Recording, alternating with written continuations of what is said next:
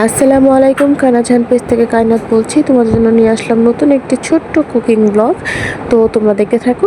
তো দেখো, আমি এখানে কড়াইতে পেঁয়াজ দিয়ে দিলাম, আর পেঁয়াজটা একদম লাল লাল করে ভাজা ভাজা হয়ে এলে এখানে আমি একটু পানি অ্যাড করে দিব। এরপর একে একে হলুদ গুঁড়ো, মরিচ গুঁড়ো, লবণ দিয়ে মশলাটা কষিয়ে নিয়ে আগে থেকে কষানো মাছের ডিম এখানে অ্যাড করে দেব। আর মাছের ডিমটা আমি করলা ভাজি দিয়ে রান্না করব। তো আগে থেকে কেটে ধুয়ে রাখা করলা ভাজি মাছের ডিমটা কষানো হয়ে যাওয়ার পর এখানে অ্যাড করে এটার সাথে অনেকক্ষণ কষিয়ে নিয়ে যখন আধা আধা সেদ্ধ সেদ্ধ হয়ে আসবে তখন এখানে কাঁচামরিচ অ্যাড করে হয়ে গেল আমার করলা ভাজি। এরপর এখানে রান্না করব আমি পাঙ্গাস মাছ ভুনা। তো এর জন্য পাঙ্গাস মাছগুলো ভালো করে ধুয়ে মশলা মাখিয়ে নিয়ে এখানে কড়াইতে তেল গরম করে একে একে মাছগুলো দিয়ে লাল লাল করে ভেজে নেব। মাছ বেশি ছিল তাই আমি দুইবারে ভেজে নিয়েছি, যেটার ভিডিও নিতে আমি ভুলে গেছি।